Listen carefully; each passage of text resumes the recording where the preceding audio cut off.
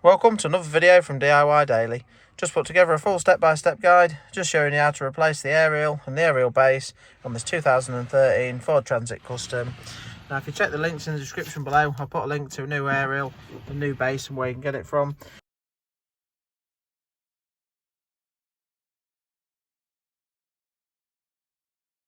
Now these do suffer with a common issue where they leak water in through. The aerial from the inside is just located up on the passenger side here. They do have an issue where they leak water in. They can just become loose, and sometimes you have to just take them off, clean it up and just reseat them. It just seals on the edge there on the rubber. But this one's actually been damaged. I'll just show you in a minute on the outside, but we'll run you through everything a step at a time anyway.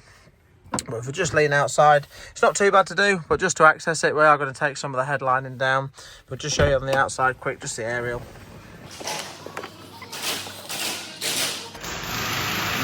You can just see on this one's actually been damaged. I just lifted it up at the back there, but luckily it hasn't actually damaged the paintwork at all.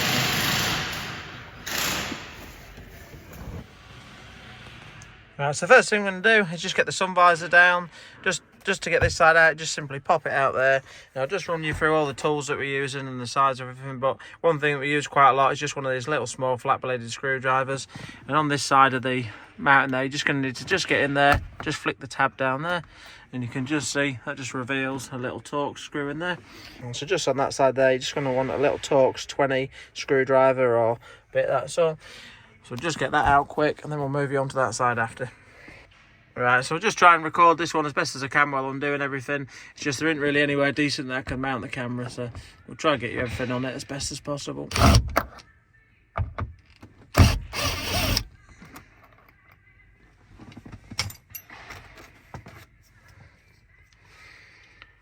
And just see that's that fix in there, and just a little screw. And we're just going to do the same again on this side, just a little screwdriver, and just get in there. You can just see on that back side there is a little sort of recess bit there as well where you can just get in. And then with that out of the way again, just got another two Torx screws on there as well.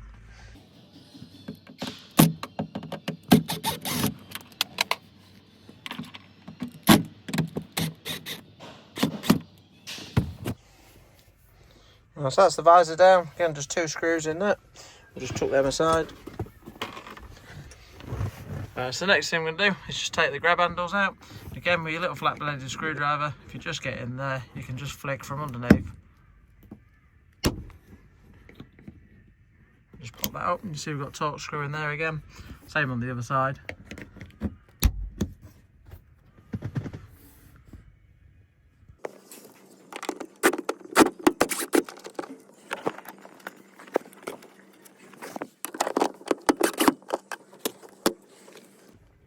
That's a grab handle off. Just sort of as I was taking it down, just push the caps down slightly. It just keeps the screws in there as well.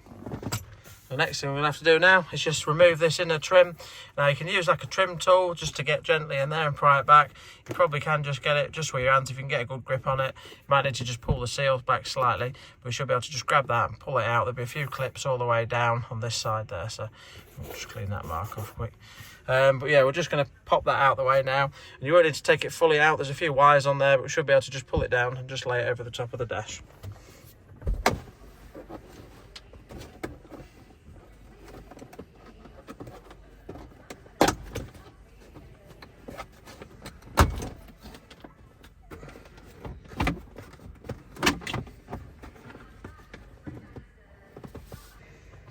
As you can just see, that's the trim out the way there.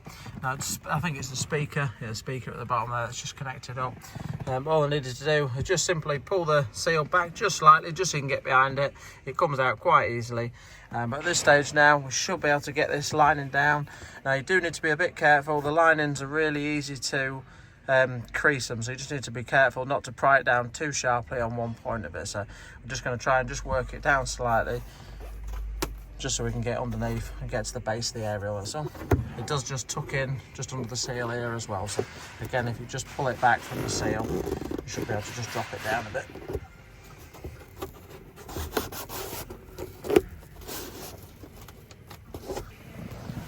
Just one thing to be aware of, just with the lining, before you do sort of pull it down too hard, there's a wire here that just clipped into the lining, which actually goes through the middle of this connection there for the screen. So it's just probably worth just pulling that connector out there as well, just so that you don't risk damaging that to contacts for the screen there. So just pull that out of the way, just as you pry the screen down and the wire can't catch it then. So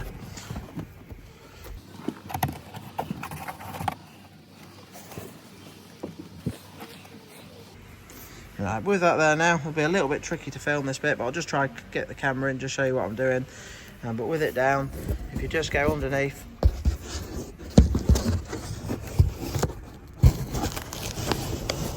you can just see, try to focus on that. There's the aerial lead there. There's a 10mm bolt through the middle, and that's on the base of the aerial there. And it's just in that little sort of oblong gap just there. But all you've got to do at this stage, so it'll be a little bit tricky to film it, but basically just got to reach in with a ratchet, just undo that 10mm, then we should be able to pull the aerial out the top. So we'll try and get that done now.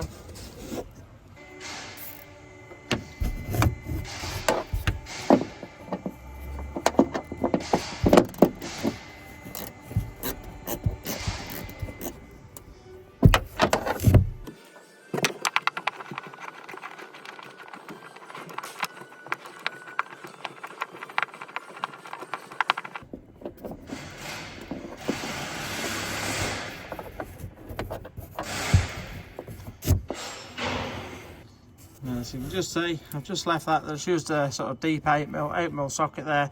There's an 8mm, not a 10mm. Now the nut's attached to the piece of the aerial with a little teeth on there.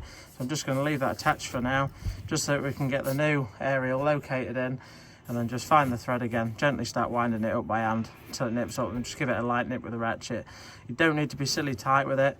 Just a bit of a nip will just do. Just show you the old one there.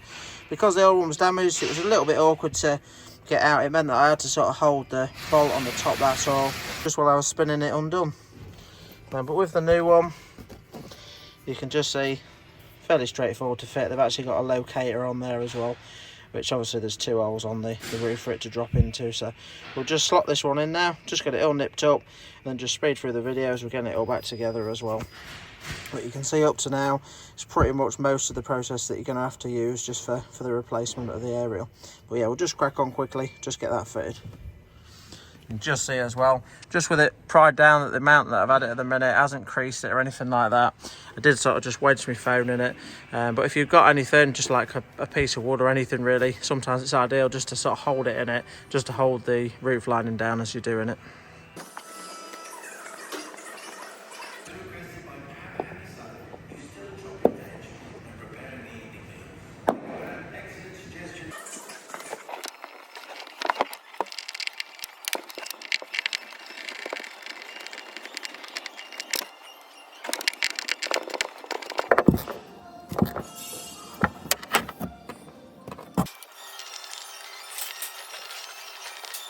Right, so the aerial's all fitted now. Just put the main blade on the top, just nip that back up. I'm just going to speed through, just fly through it, just as I put everything back together. But yeah, if you was obviously needing to replace yours, you can see it's quite a straightforward replacement. But I'll put links to the aerial, the base in the description below. I'll put links to all the tools that we used as well. But yeah, the main thing is just a little Torx socket there, a little flat bladed screwdriver, and then just the little 8mm deep socket on a little ratchet as well. So. But yeah, hope you liked the video. If you did, give it a quick thumbs up and subscribe to the channel. Don't forget to check out some of the other content on the video. Well, thanks for watching, and we'll see you next time.